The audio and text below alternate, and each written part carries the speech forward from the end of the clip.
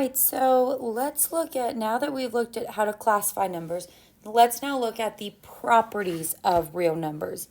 So you looked at the properties in Math 211 if you've taken that class already. The properties work on all real numbers. So these also work on rational, irrational numbers. Closure means that when you add or multiply real numbers, you will get another real number. For example, if I were to multiply the square root of 1 times the square root of 2, I would get the square root of 1 is 1 times the square root of 2 would just give me the square root of 2, which is another real number. An irrational number, yes, but still a real number.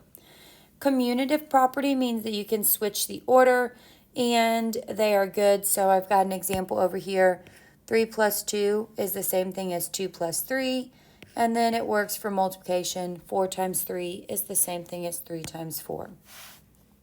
Commutative properties, there is no commutative property for subtraction or division because 4 minus 1 is not the same thing as 1 minus 4. Also with division, 1 over 2 is not the same thing as 2 divided by 1.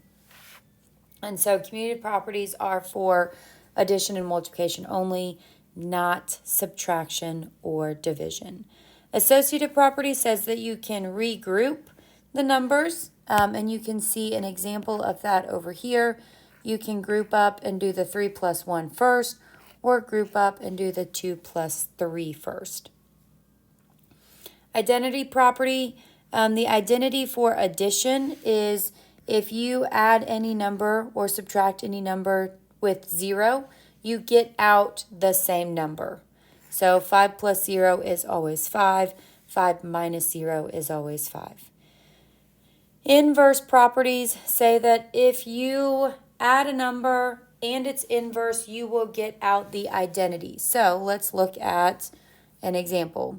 3 plus its inverse, negative 3, will give you 0. And then, of course, the distributive property